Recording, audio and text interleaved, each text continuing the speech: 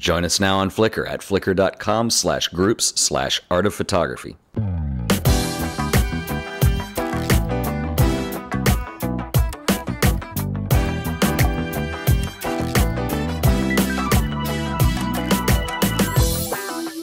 Hey everybody, I'm Ted Forbes. Welcome to the Art of Photography. Today we are going to be discussing one more episode on lighting.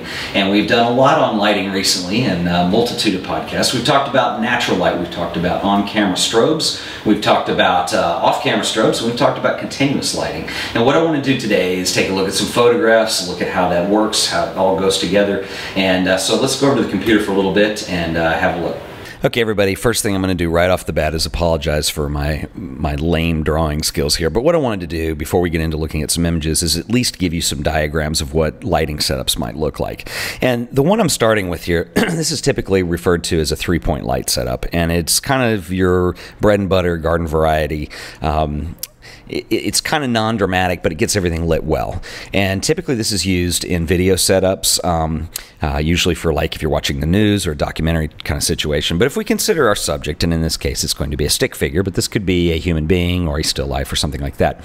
Right over here on the left side of this drawing, this is what's known as the key light, and it's the brightest light in the setup. And typically this doesn't actually go out to the side of the person. I tried to indicate it a little bit here, but it goes kind of at a 45-degree angle to the person's face. And what this does is it provides the brightest amount of light just on half the face, more or less.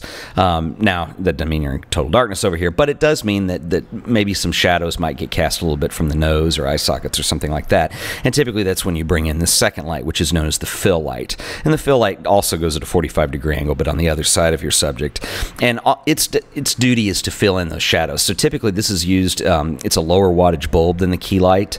If you are trying this setup and you don't have a different light that's lower wattage, let's say they're the same wattage, same lamp, what you can do is actually move this back further, or you can cover it up with some diffusion paper or something like that to try to get the brightness down a little bit, because what you're just using it to kill shadows. Your main interest is going to be just on one side of the face. And then finally, inevitably both these lights, depending on how you're set up and where your background is, you could cast shadows of the person in the background, so you would bring in what's called a backlight. This backlight's over here on the side, and it's also a lower wattage than the key light, and its duty is to get rid of shadows on the backside. Sometimes in video, this actually is set behind the person, and what you can do is, by casting a little bit of light, you can get a little bit of light around the hairline, and that gives you kind of a separation between the subject and the background. In photography, typically, the lenses have wider apertures, and you have stronger depth of field, so there are other ways of getting that separation, but that's a way to do it with light if you wanted to, and there's no reason you couldn't do it with photography. You could have this setup be continuous lights like you would in video, or you could have this setup be strobe lights. Both work just, they work just as well.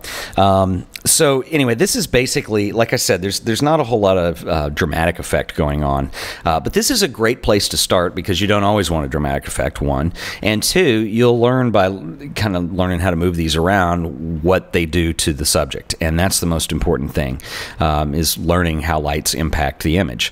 And so, we're going to look at some images. Now, we've talked about a lot of different lighting techniques, from continuous to flash to strobe to actually using natural light. And this first image I want to start with is a portrait of a friend of mine. This is actually done with natural light. There were no electronic lights involved with this. And the reason I like to shoot with natural light, really the most of any setup, well, there's a couple of them. First of all, it's free. Second of all, there's no gear to set up. But also, I like the way it looks, and that's the most important part. Another thing, psychologically, if you're shooting people, sometimes when you have a big studio rig with a lot of electronic lights, it's really bright and all, sometimes that's, not intimidating in the right word, but it does have an effect on the mood of your photo shoot.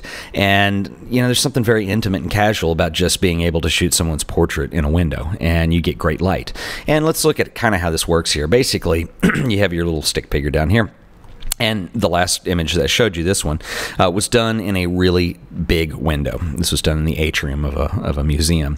And, you have your sun out here, and the light obviously goes through the window, and it can bounce and diffract and all that stuff. And basically, you're going to get a naturally diffused lighting this way. You don't need umbrellas, really, things like that. It does make a difference, though, of which direction the window is facing. So think of it this way. The sun travels from, comes up in the east, goes down in the west, right? So if your window is facing east and you're shooting in the morning, you're going to have bright sunlight, and it's going to be more direct than it would be in the evening. Now, you will get into a little natural diffusion just coming through the glass generally, natural diffusion in the room, things like that.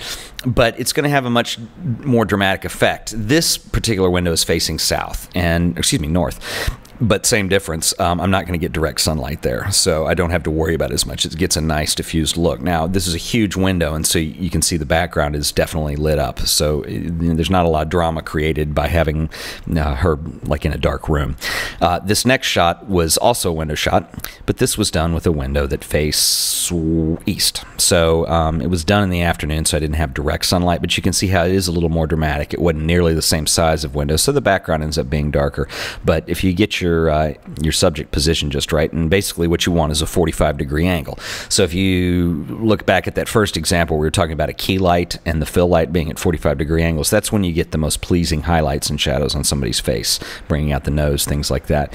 Now, this does create a little bit of a sense of drama in that half of her face is darker than the other half, and I would fix that with a fill light if I wanted to, but I didn't want to. I wanted kind of a dramatic effect on this, and plus we're just shooting in the window. You can do the same kind of effect with continuous lights. I'm going to show you a couple still lifes that I shot. And actually, it's interesting because these were not done with a backdrop at all. These were done with a low wattage continuous bulb, and they were just shot in the studio with the lights out. So what you're not seeing back here is a messy bookcase and you know, some stuff lying around, some other lights because I'm not using them. So you know, I just wanted a dark background, so I used a lower wattage bulb, put it through an umbrella. You can see it. I was obviously not even at a 45-degree angle. It was pretty much straight out to the side of these tulips, and aimed it in and did my shot based on that. So again, not a high wattage bulb, not a fancy setup, but it was done with an electronic light, continuous, and it did have a diffusion umbrella in front of it. Same thing with this one. It's lit from the over on the left side now, but same thing. I just basically turned out all the studio lights. It's a low wattage bulb, and that's something to think about too, because you know, I run into a lot of photographers who, especially when they're starting out, want to go out and spend a lot of money on strobe lights. They think that you have to have a flash for everything, when in fact you got to think about, is that something you really want to have? And I'll show you some flash shots in a minute, and it certainly has an effect on it. But sometimes if you're looking for dramatic, high contrast, moody, you're not going to get that with a bunch of high powered lights. You're going to end up using more low powered lights in order to achieve that contrast between light and dark. And so you can see these last two images, that's kind of what happened. And then the same goes for if you're shooting people. This is a shot, another portrait of a friend. And this was done, we actually had a 3-point light setup going here, and with some strobe lights, and I did not use it. This was just done with the modeling light inside the key lamp. And so again, you know, it's just some experimentation. This one's high drama, so we cut the fill light and the backlight, so you have heavy shadows from the nose and the eye over here. And this works really well in photography. It can work well in video, but typically if you're watching the news or documentary style or something like that, this is a little too dramatic for what they're going for. It just depends. But for photography, you really do want some of this drama, because it's just going to speak better and make it keep it from being too average looking at portrait. Same shot, but this was done with the strobes. And you can see, once again, let me bring it back, there's not a huge difference, except for the strobe light is a more high-powered light, and when the strobe goes off, you're not going to have nearly the dramatic effect over on the other side of the face. You do have a little bit, and her face is a little darker on this side than it is on this side, but again, no backlight. It was pretty dark back there. So, and again, these were used, the key light in this situation, this was a couple years ago, I believe it was actually a softbox, which is the same thing as an umbrella, but it's just a big box that fits over the lamp and keeps light from going out the sides. So it's just kind of a fancier version of using that diffusion umbrella, but it does diffuse the light, creates a very pleasing look to the individual you're shooting. Real quick, this is a image of a friend of mine who's a photographer, and actually this was taken, a couple of us, there were about 4 of us photographers who did a show at a coffee shop a couple years ago, and we decided at the show opening that it would be fun to set up a portrait studio and take portraits of the guests that have come. Now, I've done this in other situations too, and if you're looking to do something really cool at a party, I highly recommend it. It's a lot of fun. People really get into it, and you end up getting some cool poses from people. But this is my friend Michael and his girlfriend. Yeah, Michael was one of the photographers in the show, so he is posing with his little Hasselblad down here. Now, I did not do this lighting setup. Someone else did, but we all kind of shared and took turns shooting within it. This was done with 2 strobes, and so it was a key and a fill, but we didn't have a backlight, and also we're real close to this kind of plaster wall back here, so you do get some shadows back here. But I'll be honest, the expressions on these 2's faces make the shot, and so it really doesn't matter if there's a little blip in the lighting like that. If you were doing a commercial shoot and wanting to take more time to do it, probably get them out in front of that wall if you could. We were cramped on space too, because literally this was in the back of a coffee shop with an art show going on. So anyway, I did the same thing, but not at a photography show. But I'll go on to the next image. At a friend of mine's birthday recently. This is my buddy Neil, and he turned 40. And I thought, you know, it might be kind of cool to show up and set up a portrait studio and do the thing again. Well, kind of an interesting challenge and an effect that I wanted to get. He lives in an apartment complex with a view of downtown down here. And so what we were going to do is actually have the party outside in the parking lot on the top level. And so, you know, and we'd have this great view of downtown. I thought, well, that would be perfect for doing portraits against. And so, but the biggest challenge out here is light in general. And this is kind of something we haven't even talked about yet. What I did is I brought my flash, and I brought 1 strobe light. And I didn't want to overkill it because I didn't want to light him too brightly. Or, I mean, he wasn't the only person we shot. I'll show you some other images in a minute. I didn't want to light people too brightly and then drown out the lights downtown. They'd be too dark.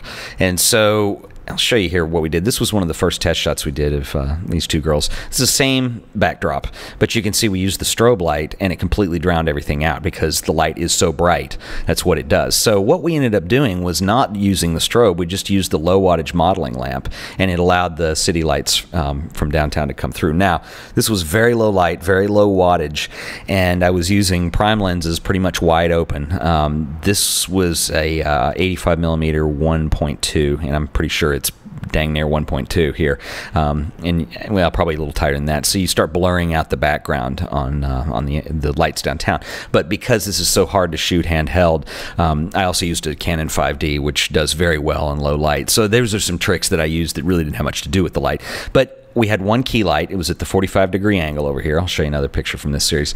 She's standing a little closer to the light.